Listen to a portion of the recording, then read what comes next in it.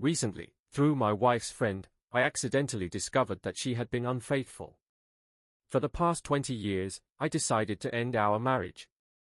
My wife, 44 female, and I, 43 male, have shared 20 years of marriage.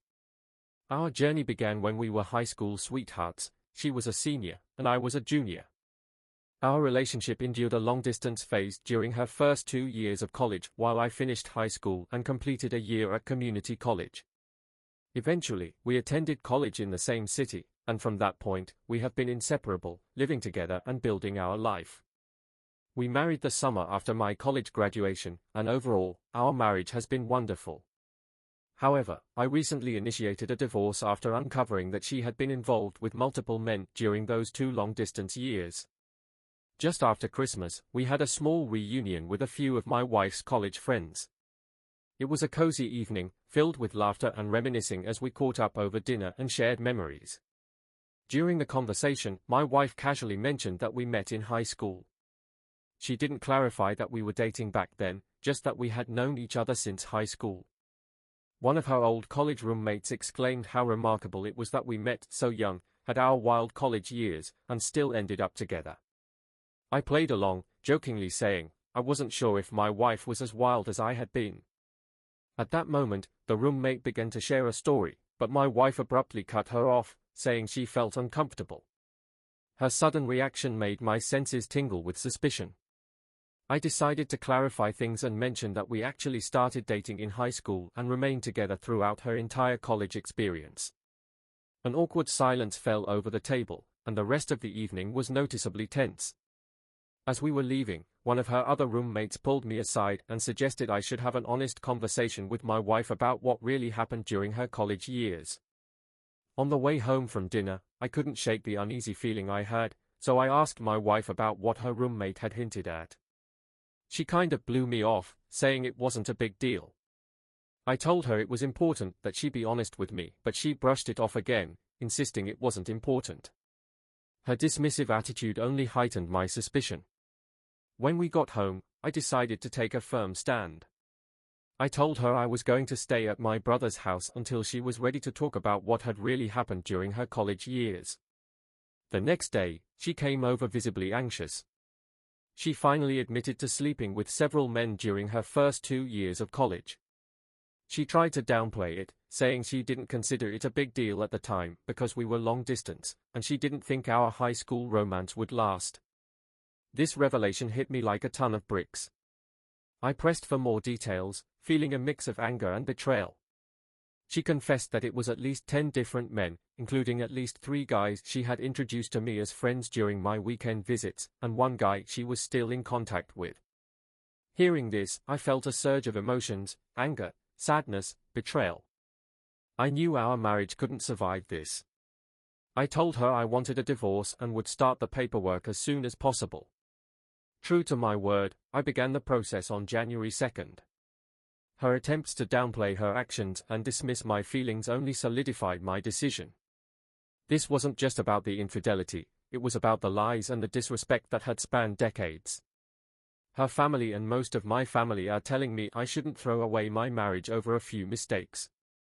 They keep saying that everyone makes mistakes and that I should forgive her for the sake of our long history together.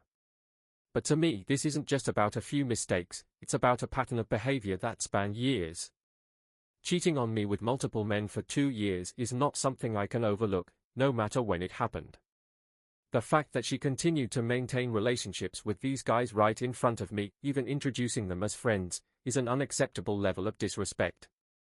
Our children are 17 and 19, practically adults, and I believe they will understand why I need to end the marriage.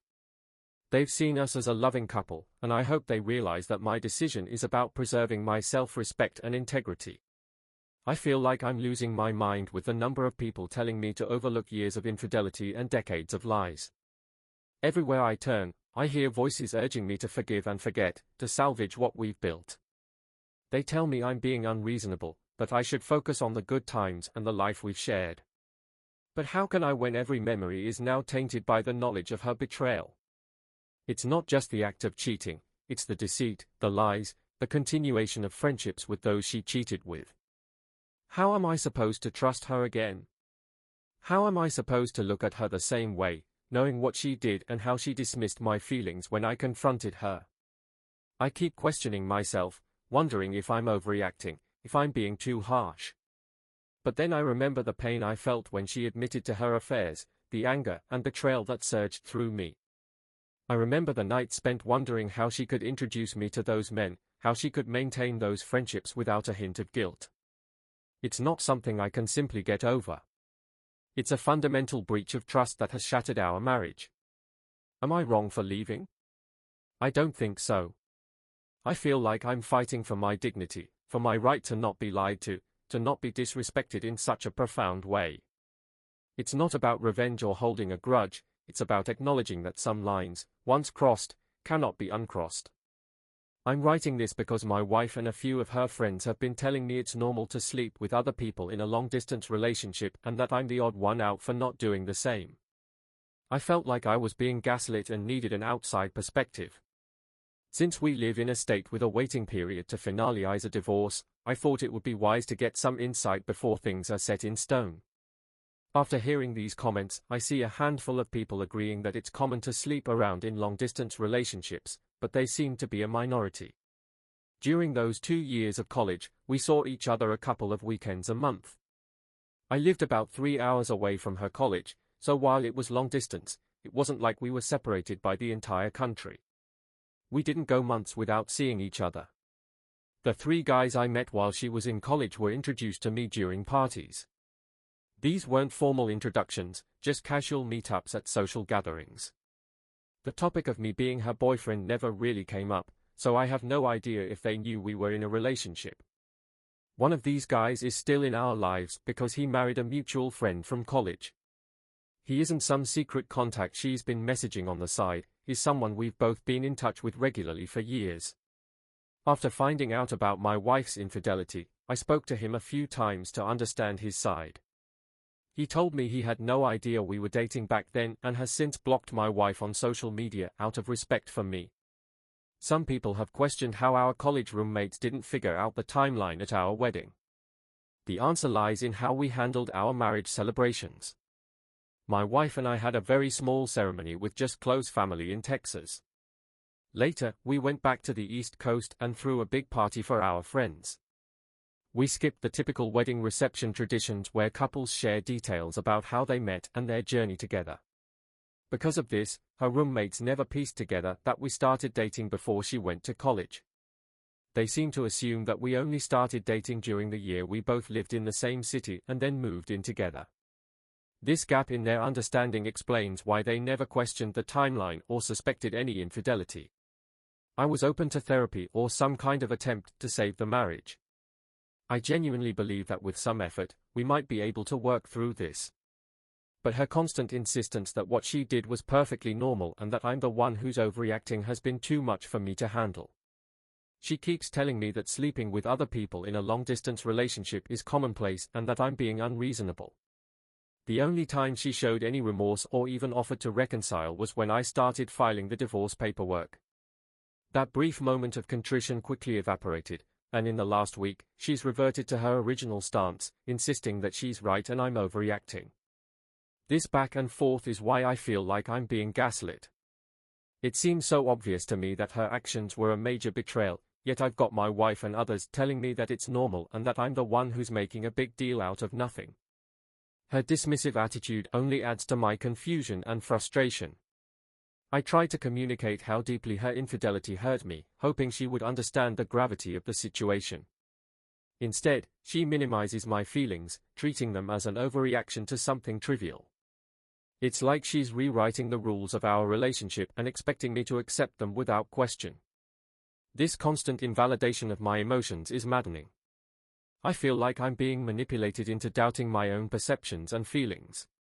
Her refusal to acknowledge the seriousness of her actions, coupled with her attempts to normalize infidelity, only deepens the rift between us. It's not just the cheating itself, but her inability to recognize why it's a big deal and why I feel so betrayed. I'm at a point where I need to protect my own mental and emotional well-being. I can't continue in a marriage where my feelings are dismissed and my trust is shattered. Her lack of genuine remorse and her insistence that I'm the one who's out of line make it impossible for me to see a path forward together. I'm not overreacting, I'm standing up for myself and my right to a respectful, honest relationship. I'm not getting a paternity test unless my kids ask for it themselves. I have no doubts about their biological connection to me, and even if a test showed otherwise, it wouldn't change how I feel about them. I love them more than anything, and my wife's infidelity doesn't alter the fact that they've been my kids for 19 years. They will always be my kids, no matter what, until the day I stop breathing. We were definitely exclusively dating at the time. First of all, dating culture was a lot different 20-ish years ago, and exclusivity was pretty much the default for most people. There wasn't this open relationship or casual dating mindset that seems more prevalent today. It was understood that if you were with someone, you were with them alone. Second, before she left for college, we had a long and difficult conversation about maintaining our relationship long distance. It wasn't an easy discussion, but she was adamant about staying together. She even joked that her dad would come after me if I started sleeping around with other girls at my school. That joke carried a lot of weight, indicating how serious she was about us staying faithful to each other. Another clear indicator was the situation with my senior prom. She couldn't attend because she was away at college, and when I suggested going with a platonic female friend, she got very upset. Her reaction showed how much our relationship meant to her and reinforced the idea that we were exclusively together. To avoid hurting her feelings, I ended up skipping my prom and spent the night hanging out with her instead. While we might not have explicitly used the word exclusive, all these reasons, combined with the nature of our relationship before she left for college, made it clear that we were committed to each other. The expectation of fidelity was implicit in our actions and discussions. I followed up with a friend who suggested I should have an honest conversation with my wife. She revealed that 10 guys would be on the low end and mentioned that there was at least one pregnancy scare during those years, which I had no idea about. Honestly, the number of guys isn't the main issue for me. What really matters is that my wife seems completely incapable of understanding why her actions were wrong and why I feel so deeply betrayed. It would make a huge difference if she showed any genuine desire to fix this, but she hasn't. Throughout our conversations, she consistently dismissed my feelings, telling me I was overreacting to what she considered totally normal behavior. She didn't express any regret or consideration for the hurt she caused until she realized I was serious about filing for divorce. Only then did she get defensive and angry, but even in that moment, it was clear her concern was more about the consequences than about my feelings. The lack of remorse was evident. She didn't offer to fix things or suggest ways we could work through this until I had already started the paperwork and notified her that I had a lawyer. It wasn't about repairing our relationship, it was about damage control. This response reinforced my belief that she doesn't grasp the depth of her betrayal. It's not just about the infidelity itself, but about her ongoing disregard for my feelings and our marriage. Her dismissive attitude, especially in the face of such a serious issue, left me no choice but to move forward with the divorce. I believe we can manage co-parenting. Our kids are older, and I've been saving for their college and post-high school expenses for years, so custody and financial issues shouldn't be a major hurdle. We're both financially stable and earn good incomes. I'm open to therapy if she's willing, but at this point, it feels more about becoming effective co-parents and finding closure rather than saving our marriage. I've taken steps to move forward with the separation. I hired a lawyer who drafted an intent to separate documents and sent it to her via certified mail. This isn't an official divorce paper filed with the state, it's more of a preliminary step, ensuring she has the opportunity to hire her own lawyer if she wishes to contest it. The actual divorce process will likely span several months. For now, I'm not fully moved out. I've been staying at my brother's place while I figure out a more permanent living situation. Regarding the timeline, the dinner with her friends occurred on the 26th. That night, I went to my brother's house to cool off and give her some space to reflect. Over the next 4 to 5 days, we had multiple conversations, and it became clear that she didn't think she had done anything wrong. If she had shown any remorse, regret, or basic consideration for my feelings, I might have reconsidered and waited. But her dismissive attitude left me no choice. So I found a divorce lawyer, and we quickly filled out the standard intent to separate agreements, which were sent the same day. Even now, we are not legally divorced, and I'm not certain if there is an official legal concept of separation in my state. Nonetheless, I've made it clear that this process is happening, and I've started the necessary steps to move forward. Update 1. Let's dive into what I discovered about her college years. After several counseling sessions with my wife and conversations with 2 of her former roommates, it became apparent that her roommates had suspected something was amiss back in college. They mentioned that the situation seemed off and likely involved cheating. My wife had told them that we both had some wild times in college but worked things out before we got married, so they never felt the need to bring it up. The roommate who pulled me aside during the dinner was particularly uncomfortable with the fact that my wife had clearly never discussed this with me and felt I deserved to know. Regarding the men she was involved with, it turns out that the introductions to some of these guys weren't intentional. One of the men she slept with ended up dating and eventually marrying one of our mutual friends from college. This was the guy she remained in contact with. In our counseling sessions, my wife initially tried to shift the blame onto me, suggesting that I had pushed her into those situations. However, she has since acknowledged that it was wrong. When I visited her during college, she often planned for us to stay in her room or hang out alone, but I wanted to experience college parties as I had missed out on that during high school and community college. She didn't expect me to meet the guys she had been with, but they were often at these parties, and she felt she couldn't avoid it. While I still think it's incredibly disrespectful, it's somewhat less egregious than if she had intentionally paraded me in front of them. The whole situation has been a complex web of half-truths and omissions, which makes it all the more difficult to process.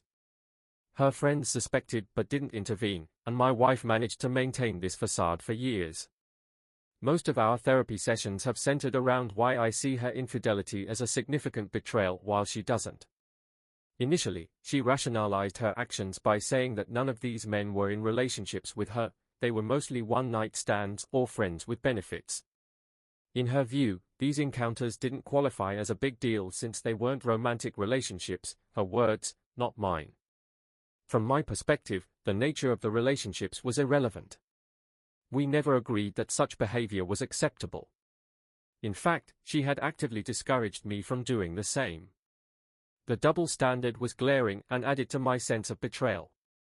As we delved deeper into this issue over the course of 2 therapy sessions, and after she consulted with some friends, my wife began to see things differently. She now acknowledges that her actions were a breach of our trust and the foundation of our relationship. This new shared understanding has allowed us to discuss the situation more openly and honestly, moving from heated arguments to productive conversations. This shift in our dynamic gives me some hope for our future as co-parents. While the prospect of saving our marriage feels out of reach, being able to communicate honestly about our past can help us establish a healthier relationship moving forward. This is crucial for the well-being of our children and for navigating the complexities of co-parenting effectively. Now, here's why I'm 100% committed to getting a divorce.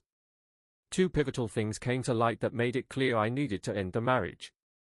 First, about 10 years ago, we hit a rough patch and went through a period of almost 2 years without any intimacy. She had mentioned that our physical relationship was becoming monotonous, so I tried to bring some excitement into it, nothing extreme, just some light role-play and items you'd find at a novelty store. However, it turned out she was fixated on some intimate experiences from her college days, which she is not comfortable discussing. She wanted me to recreate those experiences, but when I did, it made her feel awkward and guilty because it reminded her of other men she had been with. The fact that she insists these experiences were meaningless, yet they still affect our marriage, tells me they were more significant than she's willing to admit. Second, she confessed to flirting with co-workers during business trips since the pandemic ended. Although she claims nothing physical happened, it did progress to the point where she went on a date with one of her male colleagues. For me, that was the absolute deal breaker. These revelations shattered any remaining trust one had. The first issue showed me that past experiences were still haunting our present despite her claims otherwise. The second issue made it clear that she was willing to cross boundaries again, even after everything we had been through. These 2 factors combined made it impossible for me to see any hope for salvaging our marriage. We have informed our children that we are getting a divorce.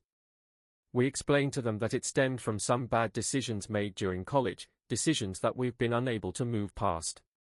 During the conversation, my 19-year-old, who is currently in college, directly asked if I had been unfaithful to my wife while she was away at school. This question caught my wife off guard, but she bravely admitted to our children that she was the one who cheated.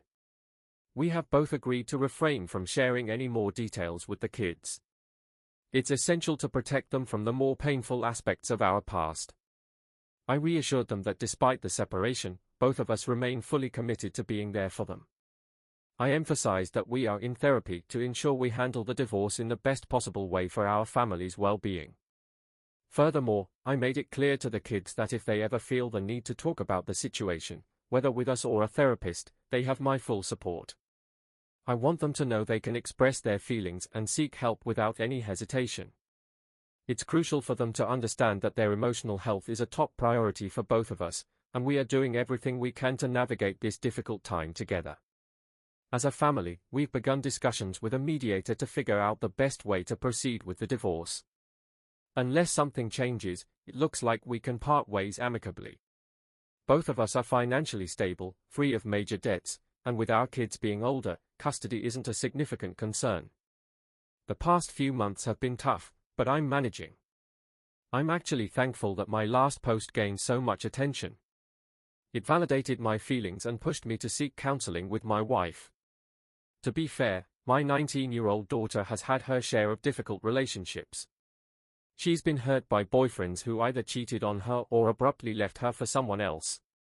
Given her past experiences with untrustworthy men, it's understandable why her initial thought might be that I was the one who cheated. Adding to her suspicion is the fact that I was the one who left the house. In her eyes, seeing her father leave the family home might have seemed like an admission of guilt or wrongdoing. Her experiences have understandably shaped her perspective, making it easier for her to believe that I could be at fault when cheating came up. My wife made it clear that she was the one being unfaithful. To be honest, I'm not overly concerned about the narrative here. From what I can tell, my wife hasn't said anything negative about me to our kids. Moreover, considering her recent admissions of flirting and cheating, along with her readiness to file for a joint, amicable divorce after just 6 weeks and 3 counseling sessions, it seems she was more prepared to move on than I was. This readiness on her part makes the logistical aspects of the divorce smoother, but it does sting a bit to see her having an easier time walking away from a 20-year marriage than I am. I'm fairly certain she's already looking for a new partner. During our meeting with the equitable divorce mediator, she explicitly mentioned that we are still married until the divorce is finalized and that any infidelity before that date could jeopardize our amicable settlement. This statement struck me as somewhat ironic given that our divorce is rooted in infidelity.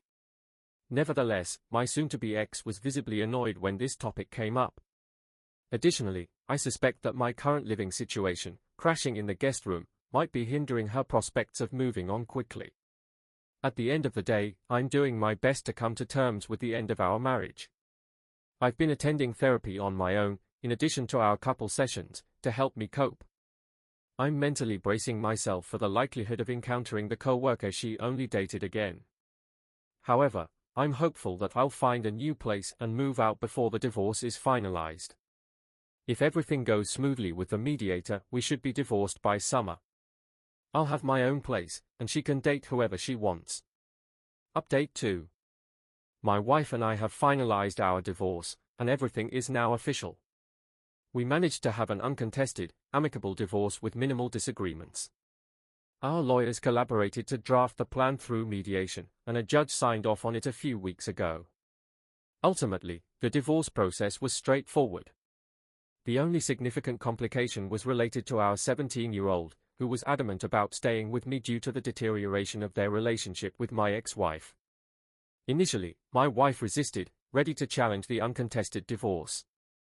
However, our son made it clear that she could either allow him a few months to process and rebuild their relationship or force him to stay with her until he turned 18 and risk never seeing him again. Although I felt my son's stance was a bit harsh, it did prompt my wife to back down. We moved forward with the agreement that I would have primary physical custody until his birthday later this year. Throughout this period, I've encouraged my son to remain open to mending his relationship with his mother. Despite the actions she took before he was born, she did care for and love him for 17 years. As the divorce proceedings advanced, I noticed my son spending more time with my ex-wife, which gives me hope that they will eventually reconcile. This has been a challenging time for all of us, but I'm optimistic that with time, they will be able to rebuild their bond. In the end, we divided our retirement funds and investments equally, 50-50ths. My wife really liked the house, whereas I didn't, so she kept the house and most of the furnishings. To balance things out, she took out a mortgage to pay me back for half of the equity and half of the estimated replacement value of the furniture. Most of our other belongings were easy to split. She kept her car, I kept mine, and we divided our personal items like my music gear and her hobby equipment, along with clothing and personal effects. For anything that was harder to divide, we agreed to sell it and split the profits. Thankfully, we had already documented most of our valuable items and electronics for an insurance rider we added to our home insurance a few years ago, which made this process smoother. Things have been going well for me personally. Both of my kids spend most of their time at my place, and we have maintained a close relationship, which was my biggest concern during the divorce. I'm relieved and grateful that this bond remains strong. I've moved into a new house that I truly love, a place that feels like a fresh start. In a nod to my midlife crisis, I traded in my old minivan for a sleek Lexus LC500, a decision that has brought a surprising amount of joy. On another positive note, a woman at work, someone from a different department so we don't work directly together, invited me out for a coffee date. I was upfront with her, explaining that I'm not ready to date just yet. She was understanding and graciously offered to take a rain check, expressing her willingness to go out with me when I'm ready. This invitation was a pleasant surprise. She's incredibly smart, has a great sense of humor, and our professional roles are distant enough that there's no awkwardness at work. My ex and I are still attending couples counseling, but now it's focused on achieving closure for our marriage and ensuring we can co-parent effectively. These sessions have been invaluable for processing everything and maintaining a healthy, positive environment despite the circumstances. However, they've also confirmed that divorce was the right decision. It's become evident through our discussions that my wife began dating as soon as the divorce process started, indicating that whatever love we had was already fading. I'm pretty sure the co-worker she claimed was just a friend even dropped her off at our recent session. Surprisingly, this didn't really upset me, which is a clear sign that I too was ready to move on from the marriage. In the end, healing from the betrayal will take time, but I feel like I'm making good progress and can confidently say that the divorce was the right choice. I've shed more tears in the past 4 months than in the last 20 years combined, but for the past month, I've genuinely felt good about myself for the first time in a long while.